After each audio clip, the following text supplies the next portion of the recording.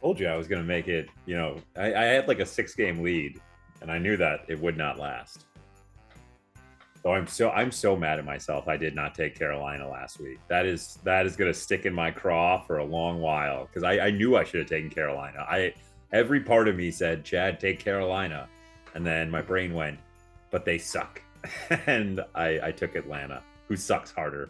It sucks so friggin' much, it sucks so friggin' much.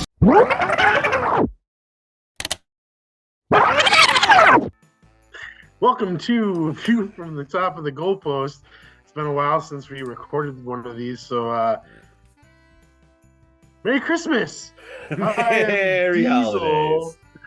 And I'm coming to you from Diesel's Dapper Dungeon of Delight. We got Chad. Got to keep it interesting. The Dadalac over here. Just throwing it to you because just go ahead. How are you? Merry Christmas. Well, I'm currently dying because I forgot how to drink. I forgot how to do a podcast. I'm great. Hello, everyone. Sorry we've been away for a couple weeks. I had some laptop issues and then life issues. So just, busy parents. All right. So missed a couple weeks. Don't worry. We're back better than ever, or at least quasi close to the same as we were when we last showed you guys up. So, hi. I'm great. Hi, everyone. Missed you. Okay, well, let's get into it. Since it's been a while since you've seen us, we did do picks the last 2 weeks, even though we didn't record them. Or we did record a couple weeks ago, but that was the laptop issues. Last week, we just couldn't do it. But last week, Chad went 10-6. I went 11-5. And 2 weeks ago, I went 6-9, and Chad went 5-10. I forgot about that. Yeah, we went real bad 2 weeks ago. Yep. So bringing our season totals to, I'm 136-90, and Chad is 138-88. Did you predict any locks last week? I did put in some bets last week, but I hit a couple 5 out of 6 for parlays, but no, I did not do any locks for last week. So we will resume with locks this week, and I will give you the graphic this week. There is no graphic this week for locks, folk. I'm sorry. I'm sorry. Okay, great. And we can just talk about some football because it's been a while, and we got a full slate of 16 games on this Christmas weekend. No more bye weeks, baby. No more bye weeks, and it's the best time of year. And we might as well start with Thursday Night Football, 7:20 on Amazon Prime. We have the 7-7 New Orleans Saints traveling to the 7-7 Los Angeles Rams. The Rams are favored by 4 with a 46.5-point over-under. And the fan vote has the Rams at 82%. What do you got in this, Chad? Let you go first tonight. Merry Christmas. Merry Christmas to me. Well, it's pretty obvious who I have. I've been up and down on them, yes, but I've been mostly up, and that's obviously the Rams. I think that Matthew Stafford with Cooper Kupp and Puka Nacua, and now Kyrie Williams, like this offense is scary cooking good. Like it looks like the Super Bowl offense. Now this defense is very hit or miss. They're either great or they're terrible. There's no in between. They're either giving up like 17 points or they're giving up 45. Like they are so inconsistent, just like my feelings on this Rams team. But this week against the New Orleans team, who I think is, yes, they have a chance to still win the division, but they are starting to just look like the walking wounded. I think Chris Olave is supposed to play, but with those kind of injuries, is not going to flare up during the game. Is Derek Carr going to make it through a whole game? Is Taysom Hill going to make it through a game? Like, there's just so many injured players on the Saints that I think the Rams are getting healthy at the right time, and the Saints are not. So give me the Rams. And in a Thursday night lock of the week, eat those 4 points. The Rams can beat the Saints by 4 points. I think they win easily by a touchdown, maybe even by 2 touchdowns. But at 4 points, gobble, gobble, gobble. Eat them points up. I am also taking the Rams, but I feel like this has the potential to be a good game if Derek Carr can stay healthy the whole game, as you said, and if Chris Olave plays, because he had a pretty good game last week. But I also know that the Rams offense is cooking, like you said. Cooper Kupp is getting his legs back under him. Puka Nacua hasn't stopped all season long. And like you said, Trent Williams is, after him off the IL or whatever, IR, he has been a game changer for this offense. So I think with the Rams playing at home, even though they don't really have home field advantage, still the Saints are traveling. And just at this point of the season, I feel like you're right. The Rams are the better team, and I feel like they're going to win this game as well. Yeah, and it might not be a home field advantage, but it's still one of the coolest stadiums ever. Now we got our first Saturday game, first of two, at 3:30. We have the 8-6 Cincinnati Bengals traveling to the 7-7 Pittsburgh Steelers. The Bengals are favored by 2.5 with a 36.5 point over under, and 84% of the fans are on Cincinnati, as am I, because if Mitch the Bitch is still playing for Pittsburgh, they can't win. It's like they already benched him. It's going to be Mason Rudolph. Well, then they have a chance, but I still don't think they're going to win because Jake Browning has been up and down, but he has shown flashes of good.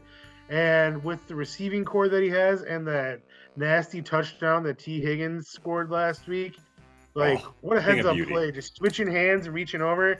That was nice. I think Cincinnati is the better team, all things considered, with where they're both at this point of the season. And it's crazy to think that Cincinnati still might get a playoff spot because after Burrow went down, I don't think that there was anybody that thought Cincinnati would be in this position right now. So, and they're the hot hand. So I'm going with Cincinnati, and we're getting close to maybe this will be the first season that Mike Tomlin finishes under 500. Who knows? Yeah. Well, let's see how that plays out. I mean, at this point, I think the writing's on the wall. There's a couple coaches who've been in their place of business for a very, very long time. And I think the road has finally met its end for both of them. And one of them is Mike Tomlin. And this game, this does feel like a trap game. This feels like a game that Mike Tomlin and the Steelers win on some ridiculous bullshit, just like when they beat the Ravens. But I don't think it happens this time. I think that Jake Browning, after getting that big overtime win, oh shit, the Bengals played in overtime last week as well. Oh no. Oh no, Chad. Ugh. I can't do it. I can't pick the Pittsburgh Steelers. They are so bad this year, and I want to. I've been high on the Steelers all year, just so wrongly this entire time. I've called them dead in the water. I've called them a bad team. I've called before the season started. I thought they were going to be great. I thought once they fired Canada, they would be great, but they're not. They're really bad, and they can't play offense, and the Bengals can. Even without Jamar Chase, there's too many offensive weapons on that Bengals team. Ugh. Give me the Bengals, but man, I'm hesitant. We have the second Saturday game this week at 7 p.m. I believe this is a Peacock exclusive.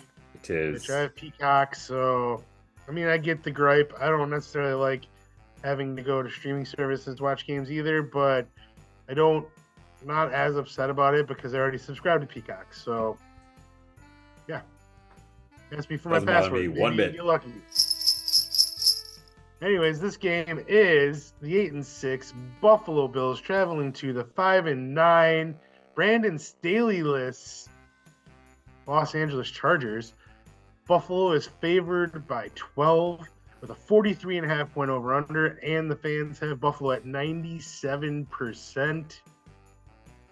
Who do you got in this game, Chad? I think it's pretty obvious, but Not Yeah, you. I mean, if Justin That's Herbert why. was still on the team and not out for the year, 1000% I would be picking the San Diego Superchargers because they fired him. The bad man is gone, and they would win this game.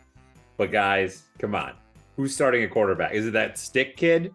Because he is horrendous. I've I've not seen a quarterback play that poorly since, I don't know, Mark Sanchez. I mean, it was really, really bad, guys. They just let the Raiders put up 63 points on them. Don't get me wrong. I don't think it'll be that bad of game. Generally, a team does get up after losing, but the Bills are on a hot streak right now. Once again, I think the Bills are fool's gold. And I think everyone who's getting so like behind them right now is, once the playoffs hit, same shit's going to happen that happens every year to Josh Allen. But yes, everyone get really excited about the Bills now because they've won some games. But woohoo! But give me the Bills this week because the Chargers they don't have a quarterback and they don't have any wide receivers who are healthy. I don't know if Austin Eckler's playing. They have no offense. They are another injury-ridden team and just sucks. God, if Justin Herbert was playing, I would love to pick the Chargers in this game. But also, good on you, Chargers, for firing Brandon Staley finally. Took you long enough. It was worth the wait. Did you hear that Kellen Moore didn't want to take the interim job because he feels like it would hurt his chances at getting a head coach job? Smart. I don't think he's getting a head coaching job this year because, I mean, the Chargers were scoring a lot of points until like Justin Herbert got banged up. But No. So I don't know, maybe we'll see. I doubt he's going to get a head coaching job, but he might be an offensive coordinator somewhere else next year. So I'm assuming they're just going to clean house. I mean, that's what I would do. Yeah, when they bring Bill Belichick in, he'll want his own, staff and everything like that. So he won't want Kellen. I am also taking Buffalo because it's pretty obvious to me, like, Buffalo's on a hot streak right now. And although they may be fool's gold, and I agree with you, like, once it gets to the playoffs, it's just going to be rinse and repeat. I still wouldn't want to have to play them because you could get a game like against the Chiefs where it goes into overtime and they should have won it, or against the Bengals. I feel like even though they're going to collapse in the playoffs, I still think it's going to be hard to beat them because it's just the way they are. And Josh Allen is starting to play a little bit better. I don't know why. Everybody is starting to play a little bit better on that team. He only had 91 passing yards in that game against Dallas, and they still wreck-smashed Dallas. That's just a wild statistic. He didn't even throw for 100 yards, and they won by, 30? Yeah, I was very disappointed in that game because I was really excited for that game. And all the late games last week were lame because they're all blowouts. And, yeah. I got Buffalo. Primetime football this year has sucked. Next game, Sunday at noon, we have the 8-6 Indianapolis Colts taking on the 6-8 Atlanta Falcons. For some reason, Atlanta is favored by 1 with a 44.5 point over-under, and 86% of the fans are going against Vegas' favorite, and they're picking Indianapolis. And I am too, because I think Indy's the better team. I think that they have more momentum behind them. And I think that Gardner Minshew is a million times better than Desmond Ridder at every aspect of the quarterback position. And yeah, I just think that we're going to see on Christmas Eve the Colts come in there and trample some birds. And I don't like Atlanta. And I'm excited for Indianapolis. Who thought they were even going to get 8 wins this year coming into the season? Not me. So, and that's even when they had rookie quarterback Richardson, who at the beginning of the season, lit up the league. Whoever thought after he went down, they were going to get 8 wins? I think that Shane Steichen has done a really good job as first-year head coach. And, there's an argument made that maybe he should be coach of the year. He should be up for the running at least. He won't win it, but you can make an argument. I got Indianapolis in this game. Obviously, you didn't see that Taylor Heineke has got the starting job back over Desmond Ritter because once again, Desmond Ritter is a piece of garbage. I'm not taking back anything I said. I wouldn't expect you to because I agree with all of it. Desmond Ritter sucks. Still going to be the reason why Atlanta loses the game. That makes sense. It'll be. Oh, there we go. It's his presence being there. He's just like the Brandon Staley effect. It's the Desmond Ritter effect. It's just gonna seep out and ruin everything. Don't get me wrong, because my boy Taylor's back. What's up, Tay-Tay? Glad you're back in the starting job. But I want to pick Atlanta really bad. I do. But you know what? I agree with everything Diesel just said. And I know that Atlanta is in the playoff race as well. But after losing to Carolina, you really kind of screwed the pooch. And you need a lot of things to break your way to get back into the running for the AF or the NFC South, while Indy is in a dead heat. And I think Gardner Minshew is really trying to play for a starting job somewhere. Like, he is, done really well every place he has gone and been the backup. And if he can get the Indianapolis Colts to the playoffs and maybe win a playoff game, like, maybe he'll be the starting quarterback for, I don't know, the Cardinals next year or the Browns. Who knows? Who knows where he could go? But I think he get a starting job somewhere. So yes, also give me the Indianapolis Colts, and I will put, I'm sorry, Taylor, the bronze lock of the week on this because if I'm getting points for the Colts, I like that a lot. So yeah, bronze lock of the week. Take that +1, and even if it does flip to like -2. I think the Colts can win this game easily by a touchdown. Next game at noon, we see the 7-7 Seattle Seahawks coming off a big victory on Monday night, facing the 5-9 Tennessee Titans. Seahawks are favored by 3 with a 41.5 point over/under, and 86% of the fans are with Seattle. Who do you got in this game and why? This could be a battle of backup quarterbacks because, once again, Geno Smith is still questionable, and Will Levis is also questionable this week. Now, Drew Lock played really good against the Eagles and got the victory. I think I have no idea who the Tennessee Titans. It's got to be what's his nuts, who was the starter before. I can't remember his name. Yeah, he was bounced around the league. Malik. No, they have the old guy. Oh no, Ryan Tannehill. Ryan Tannehill. There we go. So it'll probably be Ryan Tannehill. Man, could Seattle go into Tennessee and lose a game? Probably.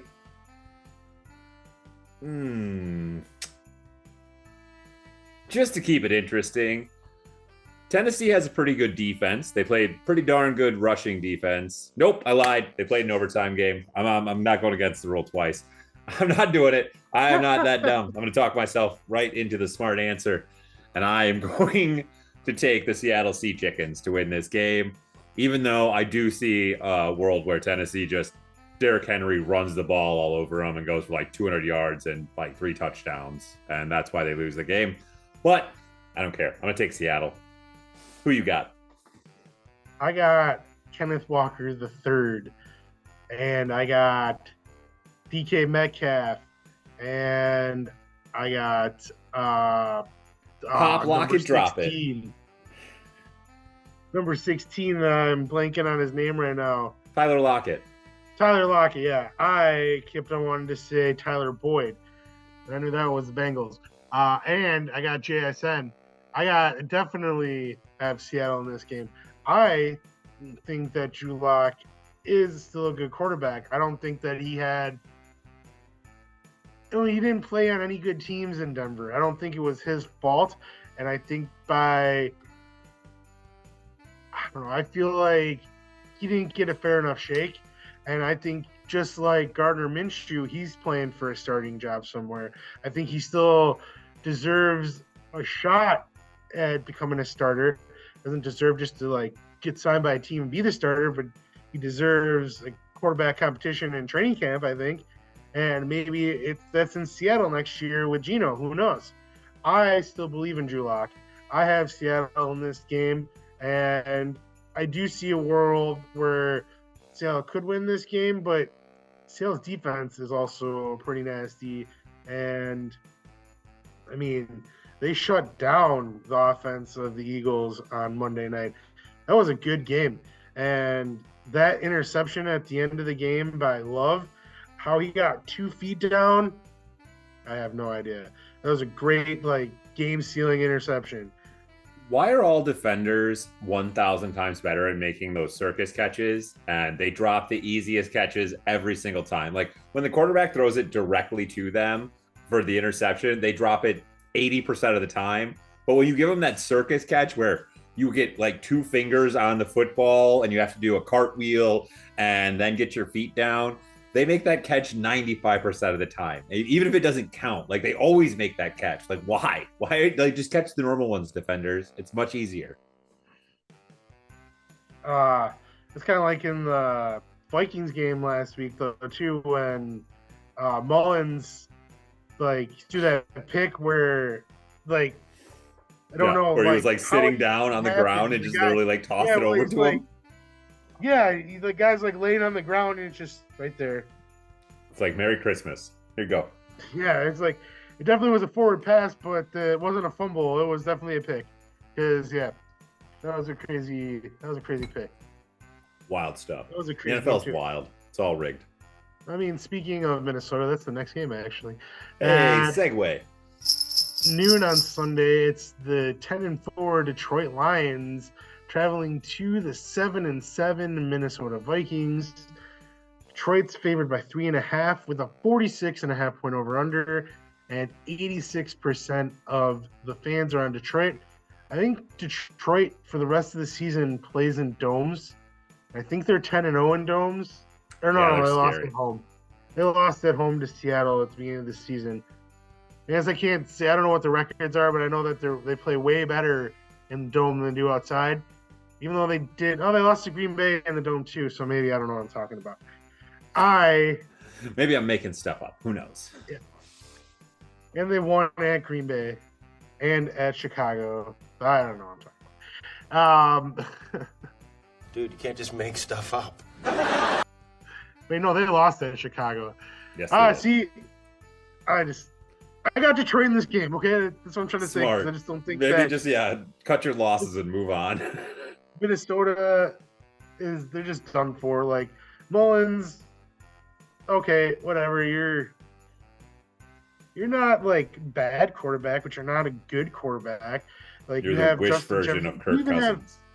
You have good receivers and everything like that, and you don't have a running game. You don't have an offensive line, and your defense sucks. So I just see Amon-Ra St. Brown scoring 2 touchdowns, and I see a couple picks. I actually see Detroit dominating this game. 3.5 favorites. I think that this should have been over a touchdown. 8-point favorites would have been more like it. Yeah, I don't have a lot to add to this. I think that, as I said, and I don't think you heard me say it, but Nick Mullins is the wish.com version of Kirk Cousins. And I don't really care. He's not that bad, but he's not that good. And I think the Lions are streaking. They need this victory. They can wrap up the North with this win, and they will have their playoff spot locked up and the NFC North. It's a big deal for the Vikings. They haven't won the NFC North, I don't think, ever since it's been the North. Detroit, sorry. What'd I say? The Vikings, yeah, sorry. Yeah. Detroit. I got Detroit in this game, and as the silver lock of the week, pow! Beat those points, because I think that they absolutely obliterate the Vikings, especially after 2 weeks ago losing to Chicago. They want to make their division record look a lot better, and the Vikings are just bad. They're bad, they're unlucky, and they're bad. So suck it, Vikings. Next game at noon is the 4-10 Washington Commanders traveling to the 5-9 New York Jets. The Jets are favored by 3, 37.5 point over under. The 71% fan vote. And I mean, the Jets didn't look very good last week. Oh. You have a weird look on your face. What's going on? What was the fan vote? 71% are on the Jets. Really? I'm shocked by this fact. I'm truly shocked. I know the Commies are not a good team, but like the Jets, folks, you're like Aaron Rodgers isn't playing. They know that he's not playing. He's announced he's not going to play in the game. Mm-hmm. Okay, I think it has more to do with the Jets' defense, and I think it has more to do with both defenses. I feel like, I don't know. See, this is a hard one to pick because you don't know what you're going to get. Like last week, it seems like it was an anomaly for Washington. Even though they lost the game, they started to make a comeback at the end, and all of a sudden, Scary Terry came alive for the first time in since October, since around Halloween probably, when he was supposed to be scary. Like it seems like that guy has been missing for a while, and then all of a sudden, fourth quarter, boom, there he was. If you get that guy in this game, I think that Washington has a better chance, but you never know what you're going to get. And they have Ron Rivera as their head coach, and Saleh is the coach of the Jets. I like Saleh better. I'm going with the Jets because of that fact. I think it's going to come down to coaching. And you're going with Washington? Without a question. You want to know why? Why is that? One of them has a quarterback, and one of them doesn't. Like Zach Wilson or Trevor Didn't look Siemian. that bad last week. They had to switch quarterbacks because Zach Wilson went out with an injury. He's got a concussion now. They were playing Trevor Siemian, who's been on 15 NFL teams. At least I get Sam Howell. And you know what? He might have a couple turnovers, but you know who's going to win you that game in the fourth quarter when it's 6-6? It sure as hell ain't going to be Trevor Siemian. It's going to be Sam Howell. So yeah, I'm actually, you're dumb, America. You're dumb on this one. They're not exactly intelligent.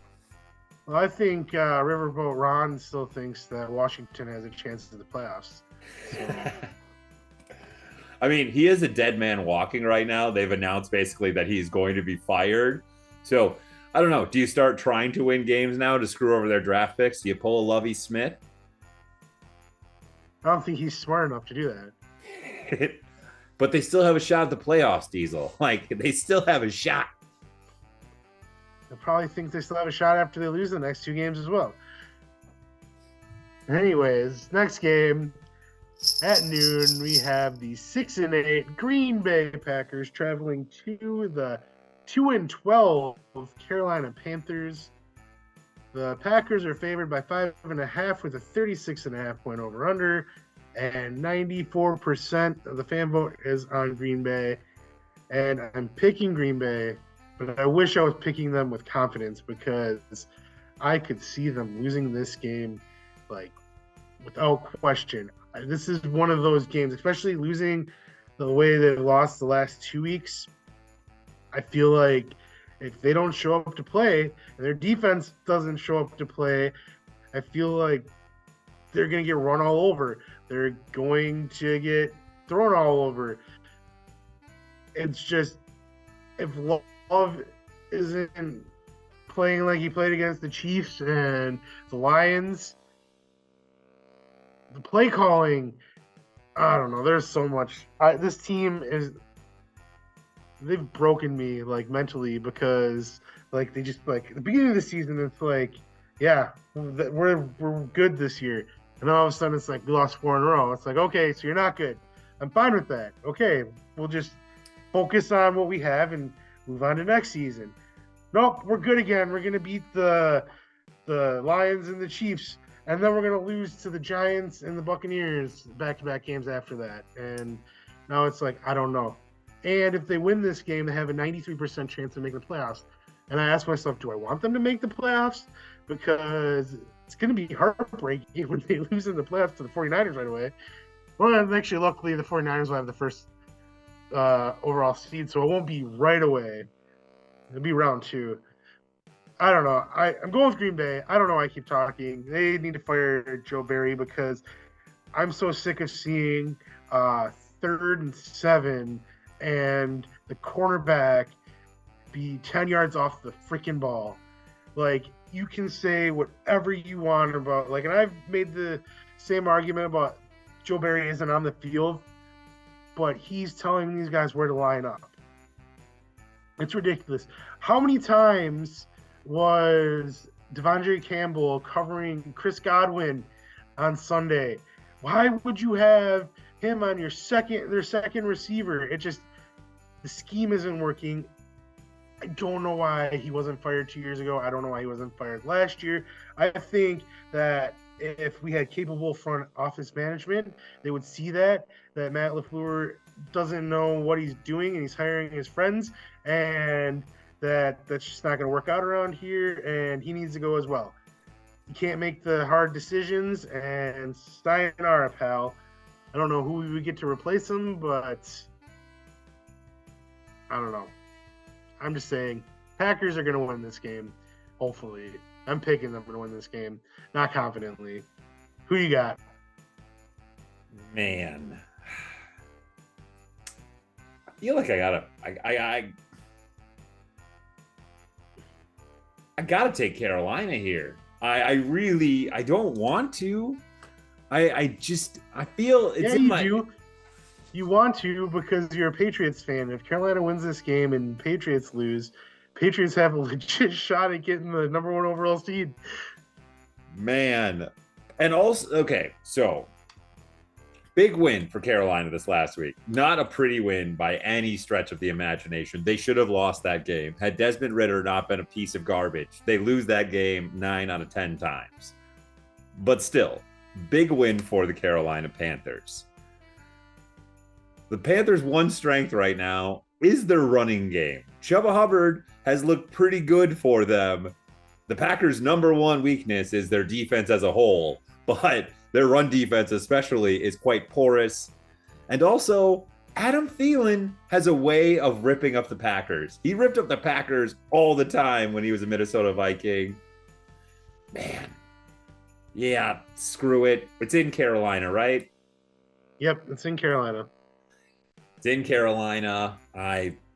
Give me the Carolina Panthers. This is not a confident pick either, but maybe they can build off that victory last week, and man, that would be sweet if they could beat the Packers. Not for the Packers losing, but for the Patriots to try and get the number 1 overall pick. It's nothing against you or anything. Oh, this next game is bittersweet because these are 2 teams that feel like I've fallen in love with over the course of this season, and I don't want either of these teams to lose, but I don't want to tie either.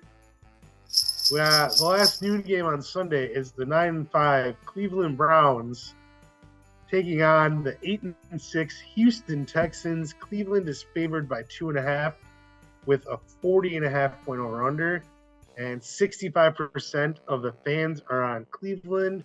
I feel like I haven't let you go first in a while, so who you got and why? I don't think CJ Stroud is going to play once again. He is still in the concussion protocol. He has not practiced yet. And not practicing, as we told you before, we record on a Wednesday. If you haven't played in a week and a half and you haven't practiced yet with a concussion, doesn't show a lot of good signs that you're going to be able to suit up for a game on Sunday. And even if he does, don't get me wrong, I know he's a rookie phenom, but he is still a rookie. And practice is important. And not being able to practice for 2 weeks and then trying to start on a Sunday, that sounds pretty scary, especially against one of the, if not the Browns defense. Yeah, number 1 defense in the NFL. Like, that is a bad concept. I think the Browns are riding high. I know that they should have lost that game because that Hail Mary was in that guy's hands. And I don't know. I know it's like you don't expect it to land there, but you've got to catch that ball. And the Browns should have lost, but they didn't. They're the cardiac Browns this year, and it might come down to the final play like it has for, I think, 6 of Cleveland's games this year. But yeah, give me the Cleveland Browns in this game. Houston Texans won a very emotional overtime game last week. And if CJ Stroud, even if he plays, I don't think is coming into a good situation having to come into Cleveland and play this defense. I think that Houston still's got a shot to win the South, but it's going to be rough. It's going to be a rough one. Yeah, I am also going with Cleveland because I feel like their defense is that good. And Joe Flacco is like the Flexi Seal. He's good enough to hold this offense together. He's not the best quarterback in the world, and even at his age, like I texted you, why is he still like better than half of the league at his age and backup for the last 5 seasons? How is he still as good as he is, and like showing other quarterbacks like, oh, I don't know, I don't feel like he's ever moved. He's always been in that exact position. He's always been like the 15th to like 12th best quarterback in the NFL, and that's just where he runs. It's just like, I'm not going to get any better. I'm not going to get any worse. And I mean, he had that amazing run to win the Super Bowl that year. But besides that 1 year, like that's the outlier. I've never disliked Joe Flacco either. I do think it's weird to see him play for the Browns since he was a Raven for so long. Lifetime Raven, it felt like.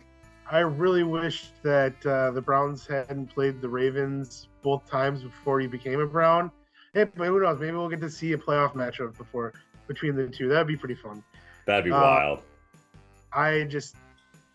Not only do the Browns have a good defense, they have a good offense. They have a lot of options to throw to, and Ford is a good running back. Think about how crazy this is. Like, where they are now from where they started at the beginning of the season with having Nick Chubb and Deshaun Watson as their starting quarterback. And it's just now Joe Flacco and Jerome Ford are their back. I think they have like more than 60% of their total cap hit on IR right now this year because the Browns were destroyed by injury and everyone wrote them off. And then this defense went, nah, bro, we're really good. And they are really good. I like the Browns. I've always been a fan of Kevin Stefanski, and good on him. He's actually turned this franchise around. I think this is his 4th season with the Browns, and he's only had 1 playoff appearance.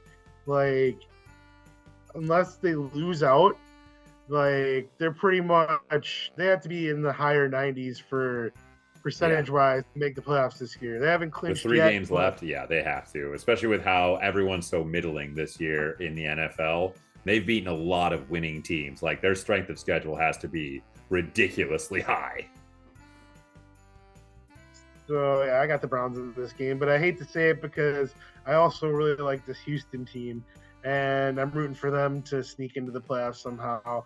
Don't necessarily want to see them, beat the Jaguars out of the division, but, I mean, they're tied right now record-wise. And they're all Indy, the Jags, and Houston are all tied the exact same record. So it's going to be a crazy final 3 weeks. Yep. They're all 8-6, and Titans are 5-9. They couldn't join the party because they're lame. And you can't sit with us. Speaking of Jacksonville, I have 3:05 on Sunday. We have the 8-6 Jacksonville Jaguars traveling to the 7-7 Tampa Bay Buccaneers. Tampa Bay is favored by 1 with a 42.5 point over-under, and 69% are on the Tampa Bay Buccaneers. Nice. Nice. Baker. Packers got baked last week. They got super baked. Ever. Twice baked. First time ever allowing a visiting quarterback to have a perfect passer rating at Lambeau Field. That's another reason Joe Barry should be fired.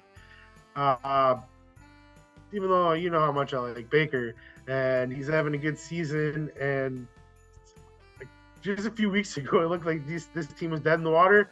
Nope, they're leading the division, and this is a tough game to pick too because Jacksonville has not been playing well, and they need this win. I think they probably need this win more than Tampa needs this win. both of these divisions have a logjam right now. I think I'm going to go with Tampa in this game. Baker's playing really good football right now. Mike Evans has 8 touchdowns this year, and I think the majority of them come in the last 4 weeks. Something like that, yeah. Chris Godwin's starting to catch some footballs finally. Not to mention Rashad White. Yeah, he's a beast, and he's a rookie running back that nobody's talking about. That guy tore up the Packers, and he's been tearing up the league. He's a good running back. Well, he started the year really slow. I think through the first 8 games, he only had 400 yards or something. But since the midpoint of the season, he's 4th in scrimmage yards in the NFL because, he's just been ripping people up. The Buccaneers have an underrated defense, and a terrible head coach going against them. What's that? I said, but a terrible head coach. That's what I knew what you were going to say. Going against them is Todd Bowles. But then you got Jacksonville, who their defense is definitely underperforming than what they were at the beginning of the season. They look lost on offense. Trevor Lawrence definitely got concussed during that game, and they kept him in the game. And just dropped the ball. He was bad. I feel bad for the kid. The prince is getting assaulted. Yeah, Jacksonville right now, they're swirling down the drain, and Tampa Bay, on the other hand, looks like they're a team on the rise. It's a short rise because they just got to win the NFC South. They aren't going to go far in the playoffs. They're not a Super Bowl team, but at this point, either is Jacksonville. So Jacksonville might not even be a playoff team anymore. I got Tampa Bay. This is as Diesel said about that Houston game earlier. These are 2 teams that this year I've been a supporter of and also a huge detractor of, where I'm riding the roller coaster that they're riding because I'm really high on them when they're winning and I'm really, really down on them when they're losing. And right now, I am bottoming out on the Jacksonville Jaguars. This is your last shot to win a game for me, boys, because Diesel's right. I think if they lose this game, I know they have a couple division games to end the season, but I don't think that they make the playoffs at all if you lose here to Tampa Bay. Tampa Bay, on the other hand, definitely can lose this game and still make the playoffs. With that being said, because I do think Jacksonville's season is on the line, and I think that, once again, Baker Mayfield, I think, is the best chip-on-the-shoulder quarterback that we may have ever seen besides Tom Brady, where he takes any slight that is out there and he turns it into just massive fuel. He doesn't have that this week. They're favored in this game. They're coming into this game as the big dogs. After a perfect passer rating in Lambeau Field, Jacksonville is coming in as the animal backed into the corner. And you know what? A Jaguar would eat a pirate. So give me the Jacksonville Jaguars. Big Cat goes rawr. And I am terrified. I'm absolutely terrified. And when they lose this game, if they lose this game, I am going to be so mad. So mad, Jacksonville. And I'm going to bitch. And I'm going to moan. And I am going to bitch so much. I mean, Tampa Bay is only favored by 1. They are favored, but it's only 1. Still favored. But anyway, 3:05 Sunday, we have a huge matchup between the 10-4 Dallas Cowboys traveling to the 10-4 Miami Dolphins. There is a 1.5 point favor on Miami, 51.5 point over-unders, and 64% of the fan vote is with Miami. I don't even, this is a tough game because the Bills just destroyed the Cowboys last week. After the Cowboys destroyed the Eagles, the Dolphins a couple weeks ago lost to Tennessee, but then last week oust the Jets. Yeah, They housed the Jets. These teams are the same team. They can't be good teams. But they beat the bad teams, except for when Dallas Tennessee played the and Cardinals Arizona. and Miami played the Tennessee. Yeah. Yeah. They're the same exact team. It's Yeah, this 100%. I mean, they win games differently, but oh man, who do you got? This game, and I don't usually say this about games, where I think it comes down to one player and one player alone. This all comes down to if Tyreek Hill plays or not. If Tyreek Hill plays in this game, I have Miami Dolphins, like in a landslide. Like, I don't think there's anyone on this hyper-aggressive Dallas defense that can stay home enough on those deep passes to not let Tyreek Hill go for like 120 yards and 3 touchdowns, because they bite on everything, and Tyreek will eat you alive. But Tyreek's got an ankle injury, so that terrifies me. The other things that worry me about this game, and the reason I am going to go with Miami, like completely, I'm going to tell you that now. You can just pencil me in for it. But I'm terrified for this game for multitudes of reasons. Miami doesn't beat teams with winning records. Dallas is 10-4. That is a superiorly winning record. The Dallas Cowboys are a terrible, terrible road team. They're going on the road to Miami. This game isn't in a primetime slot, which means that neither the Dak primetime magic is there, nor the Tua magic is there. It's in a 3:05 slot. It's not even the game of the week slot because of Sunday football. This game is so underappreciated, and I hate everything about it. And they are the exact same team. One's in the AFC, one's in the NFC.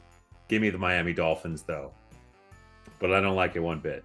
Sometimes I'll start a sentence, and I don't even know where it's going. I am going with the Dolphins as well. I just like them better. That's why I'm going with them. Hey, and I don't dislike the Cowboys. analysis. Usually I do. Usually I do dislike the Cowboys. I don't dislike the Cowboys. They're fun to watch. I hope that this is a good game. I hope this is a better game than the Cowboys and Bills was last week, because I felt really disappointed by that game. I was excited for that game, especially after the Packers lost. I was like, well, at least we got Cowboys-Bills. That one should be good. Nope, I had to wait until Monday Night Football to get another good game. But that game was worth it. That was worth the watch. I'm not going to lie. But yeah, I don't know. I saw a clip. I haven't been watching Hard Knocks, which I probably should because I like the Dolphins and I really like Mike McDaniel. But I saw a Mike McDaniel clip earlier today that just was hilarious. And funniest coach in the NFL. I mean, Big Mike can be funny at times too, but he's funny in a different way. He's stoically funny. Yeah, he's funny. Yeah, I got Miami. It is at home, and if Tyreek plays even with a bum ankle, I think the adrenaline, he won't feel it. He'll be good. I just hate that the MVP award is quarterback award, because let's get honest, Tyreek Hill deserves to be MVP this year, especially if he gets 2,000 yards receiving. I would say if he gets to 2,000 yards receiving and 16 games. Yeah. If he does it without that extra game, no receiver has done it. So that's what I'm saying. He deserves it. He deserves it. I don't think that's especially, and we'll get to it later, but I mean, his main contender right now is Brock Purdy, and Brock's got a few hard games coming up here to end the season. So if Tyreek can get to $2,000 in receiving yards and a few more touchdowns, I don't think you can not give it to him. I think you have to give it to him. I mean, they wouldn't be as good as they are without him. I mean, that's without a question.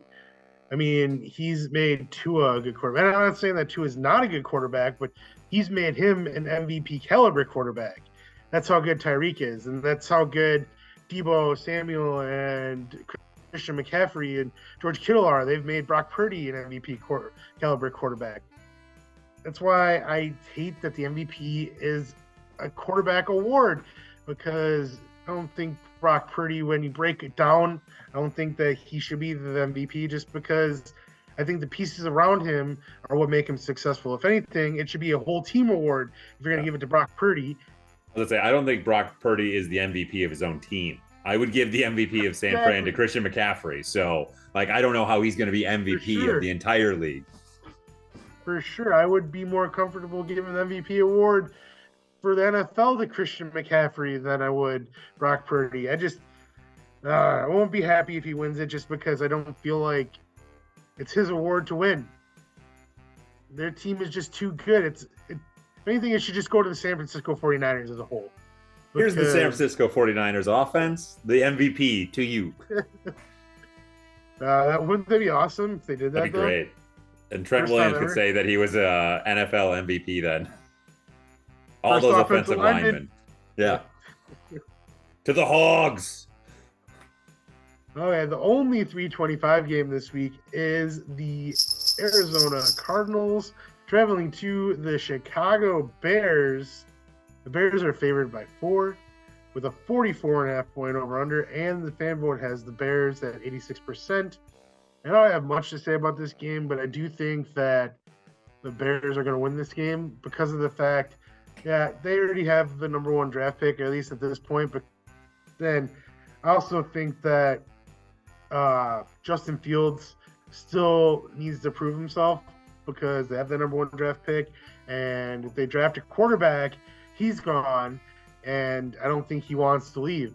I personally think no matter what, they shouldn't get rid of him. I think they should build a team around him, and if they fail, then get rid of him, and then you bring in a quarterback with an already established foundation.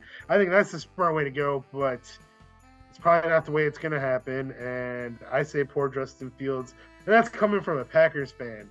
Like, I appreciate the way the guy plays football, and if he wasn't a Bear, I would call myself a fan of the guy, but I can't stoop that low. But dude, Bears fans hate Justin Fields. It's just wild. Like, I talked to so many Bears fans who just despise the guy and just want him gone so badly, and I don't get it. I don't get it at all. He was the Patriots quarterback. I would be so excited every week to watch football. Like, that would be awesome. Yeah. Like, Matt Eberflus doesn't even want him as their quarterback. I don't get the hatred of Justin Fields. I know he's a little bit like in the Lamar mold where he's not the greatest thrower of the football, but is really athletic. But you can teach someone to throw the ball better. Like, look at Lamar Jackson. He's ripping it up in the rate. Like, you can get better at that. You can't teach athleticism. It's not something that is a teachable skill. You either have it or you don't. Like, I don't know why they hate Justin Fields. I also have the Bears in this game. I think the Arizona Fighting Chickens are the Arizona Fighting Chickens, and they're doing their darndest to try and win games. But once again, there's a wild thing. The week after you play the San Francisco 49ers, things don't generally go good for you. I know the Seattle Sea Chickens bucked that trend and just beat the Cowboys, but I'm sorry. The Fighting Chickens are not the Eagles, sorry. Oh yeah, they beat the Eagles. Yeah, sorry. Whatever. The Sea Chickens buck the trend. Most other teams don't.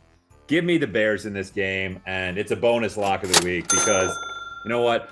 I've tried 1,000 different times to put a lock on the Bears. I don't think I put a bonus lock on them this year, so we'll try this to see if we can maybe get one Bears game right this entire year. Just one time. Sunday Night Football, 7:20 p.m. on Sunday. We have the 3-11 New England Patriots traveling to the 7-7 Denver Broncos. Denver's favored by 7 with a 34.5 point over-under. 93% are on Denver. And the only explanation I can think of why this game was not flexed out was because it's Christmas Eve, and they figured that people are going to be doing other stuff and aren't going to have time to watch this game anyways. Yeah. So I guarantee it's the lowest rated game of the year, and the NFL doesn't care because it's Christmas Eve, so who cares? I guess I'll talk first. I'll start this off with right away. This is the gold lock of the week because take the Denver Broncos -7. And you want to know why?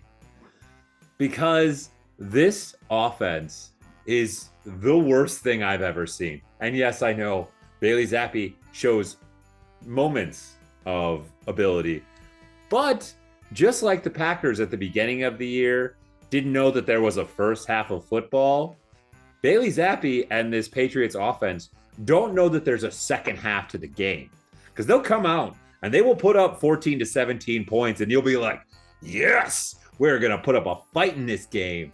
Then the second half happens. And even when Kadarius Toney gifts you a free interception to try and let you back into the game, and you bring the game within 8 points, you still can't do anything because you are coached by Bill O'Brien. And his offensive scheme is from the late 90s. And it is so bad. I hate it. Need to lose this game. Patriots, Bill Belichick, I love you. You are a man that I will say with all of my heart, I love you. You have done a great thing for my life.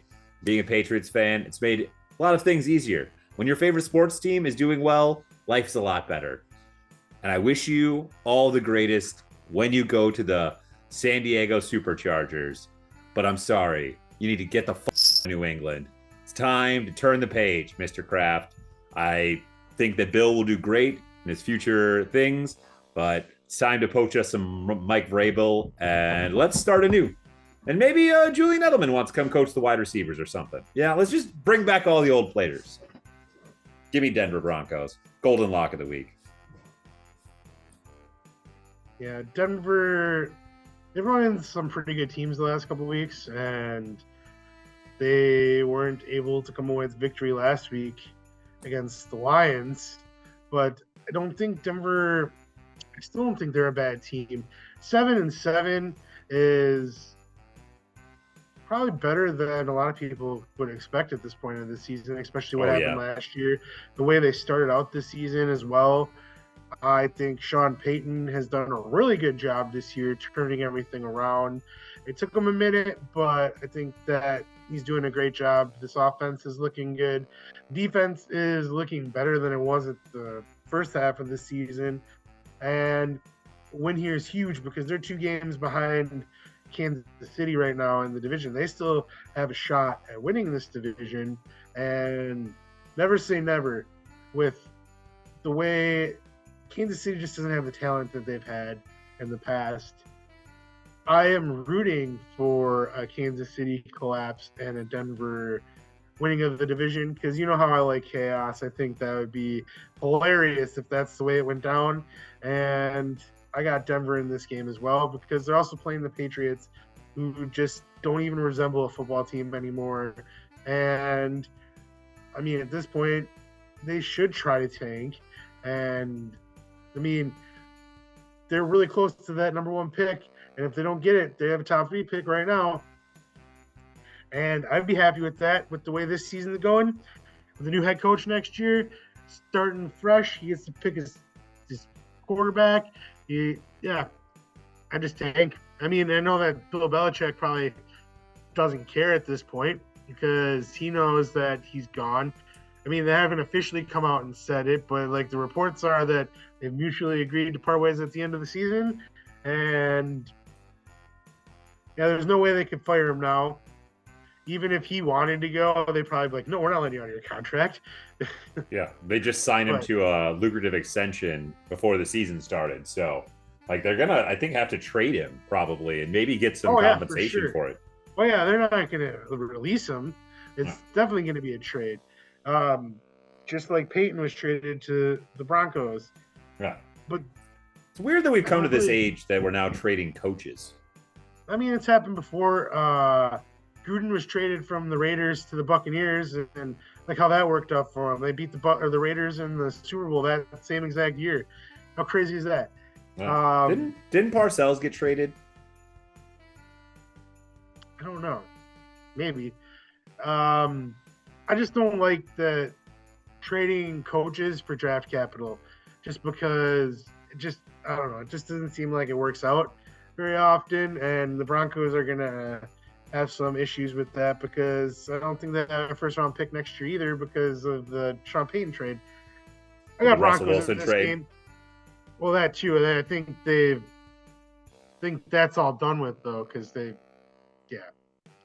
already all the first round picks have already been used up by Seattle, unless there's another one next year. I don't remember. I'm just talking. I got Denver. We move on to the Monday games. At noon on Monday, it's weird to say that, Christmas. We have baby. the 6-8 Las Vegas Raiders traveling to the 9-5 Kansas City Chiefs. The Chiefs are favored by 10 with a 41.5 point over-under, and 94% of the fans are on the Chiefs. And I do not like the Chiefs being favored by 10 after Las Vegas just scored 63 points last week after scoring 0 points the week before and losing 3-0, which is crazy. They could have saved one of those touchdowns for the game against the Vikings, but You think? I don't know. The Chiefs aren't that good. Las Vegas, they have their up. They looked good last week. I know that they were playing the Chargers, but I mean, everything was working for them last week. I really, really, really want to take Las Vegas. Is Pacheco playing this week? He said he was going to suit up for the game. He is still questionable, but all reports say that he is going to play. If he played, I'd be more confident in the Chiefs. I'm gonna go with the Chiefs just because they're at home. And if he does play, I'm going to bank that he plays in this game because, Denver is right on their heels. They need to win these games. And hopefully we get a big game from Kelsey this week because I need it for fantasy football reasons. But, yeah, I got the Chiefs in this game just because it's still O'Connell at quarterback for the Raiders as well. And the Chiefs have a good defense. Yeah, I just talked to myself. I'm more confident now. I got the Chiefs. Just like you, I would love to pick the dirty mustache O'Connell and the Las Vegas Raiders, but no, I'm not that foolish. I know Patrick Mahomes finally lost his first divisional game and everything like that, but it's not going to happen again. Not against the Raiders. Not at home in Kansas City. Just no. I mean, I'm sure that T Swifty is going to be there for the Christmas game. I'm sure they're going to have their nice little Taylor Swift Christmas satchels and everything. It'll be great. It'll be great for the NFL. All the kids are home. They'll get mass ratings. And you're probably right. Travis Kelce will go off on Christmas Day. Give me the Kansas City Chiefs. I'm not betting on this game because I hate a double-digit scores for a divisional game, but I wouldn't be surprised if Kansas City covers and does so easily. But I won't touch the game. For all of you folks that will, I won't put my bad juju on that. 3:30 on Christmas, we have the 5-9 New York Giants traveling to the 10-4 Philadelphia Eagles. Philadelphia is riding a 3-game losing streak, and they are favored in this game by 12 with a 42.5 point over-under, and 97% of the fans at Philadelphia. Who do you got in this game? There's another game. Man, I would love to take Tommy DeVito and the New York Giants, but nah. This has to be the Eagles bounce back game, right? You just lost 3 games in a row, and I know you lost on the last second play and then a interception by Jalen Hurts with 12 seconds left in the game, but you are playing the New York Giants. You are playing the New York Giants at home on Christmas Day. I'm sure that your Philadelphia fans will boo Santa Claus like they always do because they're a bunch of dickheads. So maybe they will lose this game. Maybe Santa will use this Santa Claus magic against them and give Tommy DeVito one more bit of magic to beat the Eagles. But I'm not picking it. Give me the Eagles in this game. But I am not betting once again. 12 points in a divisional game sounds insane. Yeah, I mean, I can see New York winning this game just because of the fact Philadelphia they're spiraling as well. I mean, they already clinched a playoff spot, so that's good for them. But at the same time, they've lost 3 games in a row. And last week they lost to a 500 team. They at home too. No, were they? No, they're in Seattle. No, it was in Seattle. Yeah. But still, their defense isn't as good as they were last year. Oh, Matt Patricia wasn't the answer, folks. Shocker. Could have told you that one. No, at least he's not coaching the offense. Maybe get him out there. Maybe the offense will do better. Try that one out, Philly. I bet it'll work out for you. I don't understand how that made any sense. I lost my train of thought. What was I going to say? Sorry, I didn't mean to. I just freaking Matt Patricia. Oh, makes my blood boil. Jalen Hurts. Jalen Hurts isn't really playing that good. If you match his numbers up with Jordan Love has like more passing yards with I think the same amount of touchdowns and 1 less interception. So, yeah, I mean, and everyone says that Jordan Love's doing so bad. So how is Jalen Hurts doing? I'm taking Philadelphia in this game just because they've lost 3 in a row, and it's on Sunday. Monday. That's the only game that's playing at this time. So there's going to be a lot of eyes on them. So it's technically a primetime game, and they can't lose 4 in a row. Even though they're in the playoffs already, they can't let the Cowboys win this division. They just can't. With the way they started this season and how dominant they were at the beginning of the season, yeah, I got Philadelphia in this game, but I would not be surprised to see New York win in this game because the Eagles are kind of spiraling, but Tommy DeVito!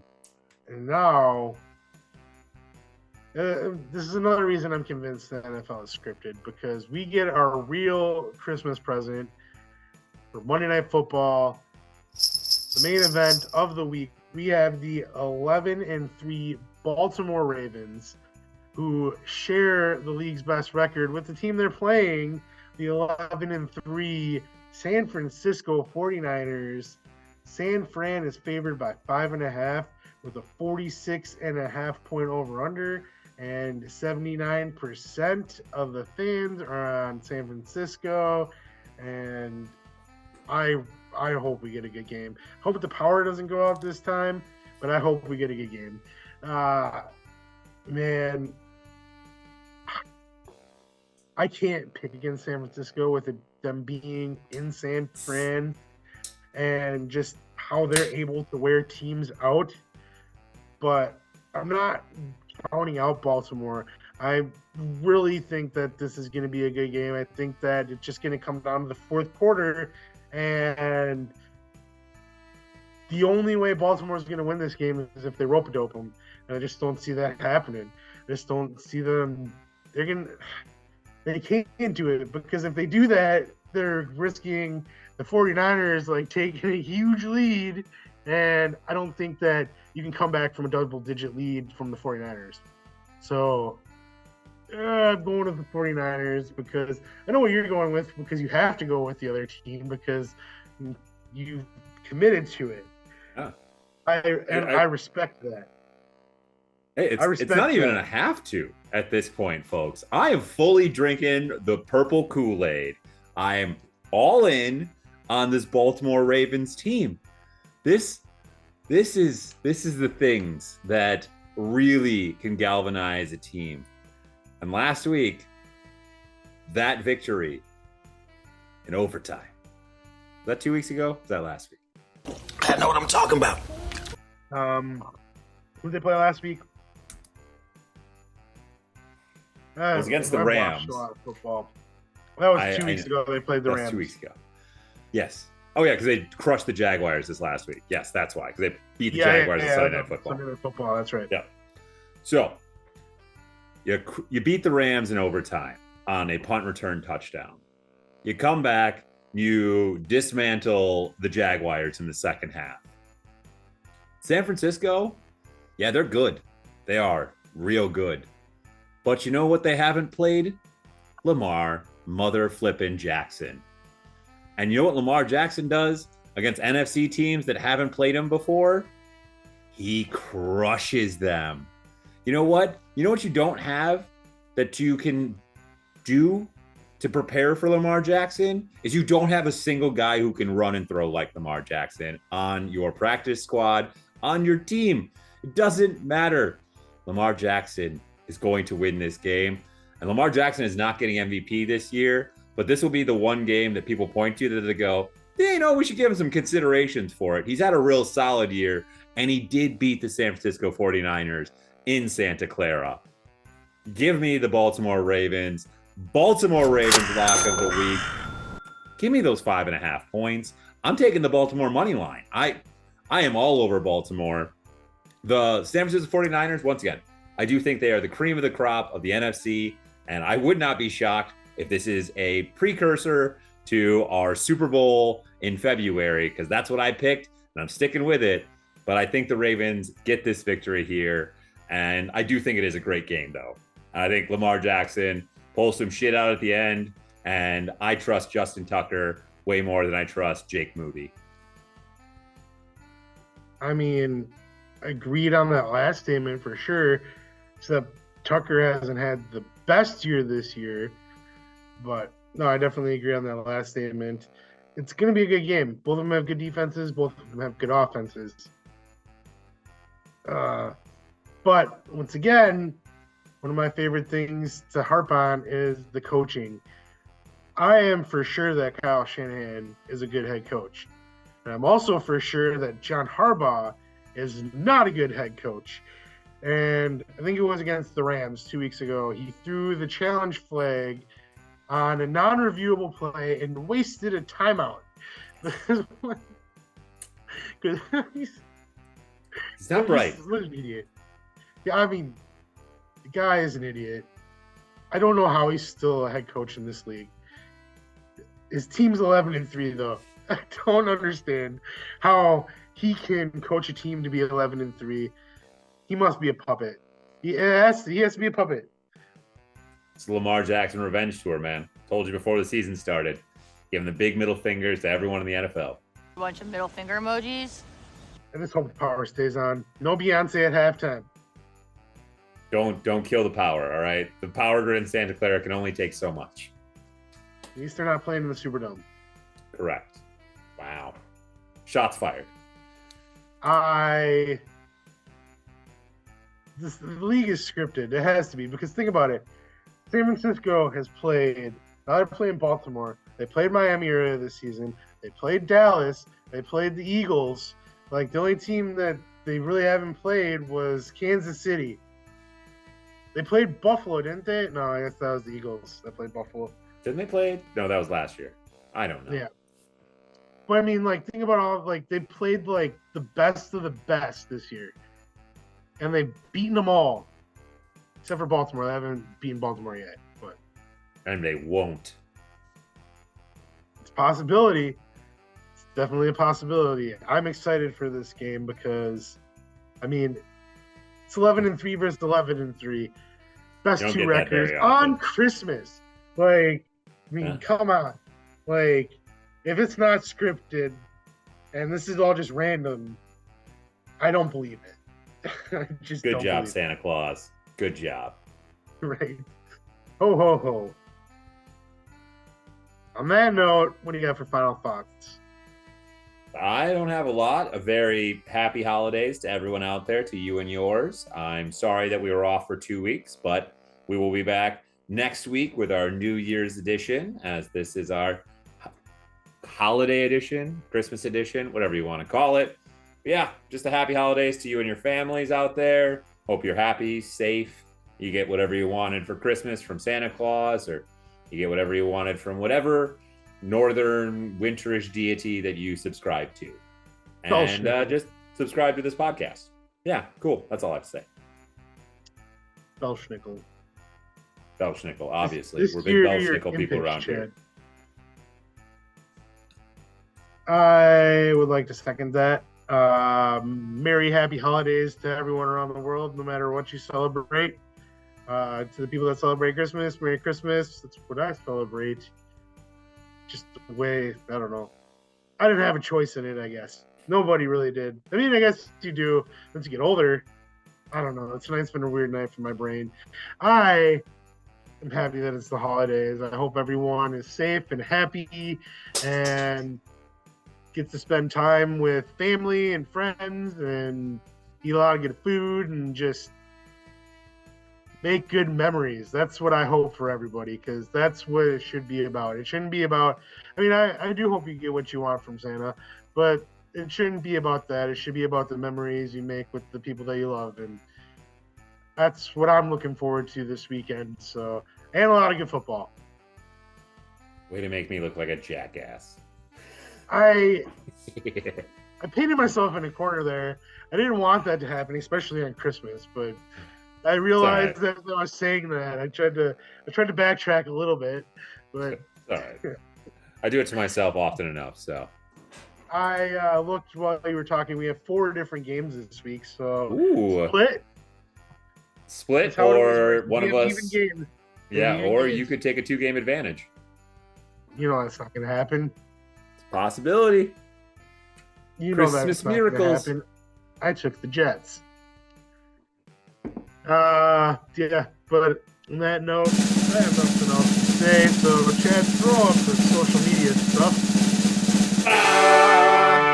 Yes, as always, follow me here, follow Diesel there, follow the show down there. Make sure you're commenting, sharing, and subscribing on whatever podcasting platform you are using, or if you're watching us here on the YouTube machine, make sure you leave a comment down below what you are most excited for this year's holiday season. And I will say right away what I am most excited for is this being my first year with having 2 children for Christmas, to have and watch their jolly little faces. Even though they're not quite old enough to understand what Christmas is yet, it's still a lot of fun. Yeah, my 2-year-old Benji, he understands what's going on, and he's all about Santa, and he's really excited for Santa to come to our house while he's sleeping. The way he makes it sound is so creepy, but it's a creepy concept. It is a creepy concept, but Merry Christmas, Chad. Merry Christmas, Diesel. And watch some football. Bye. This has been a Visionaries Global Media production. Visionaries Global Media, envisioning excellence on a global scale.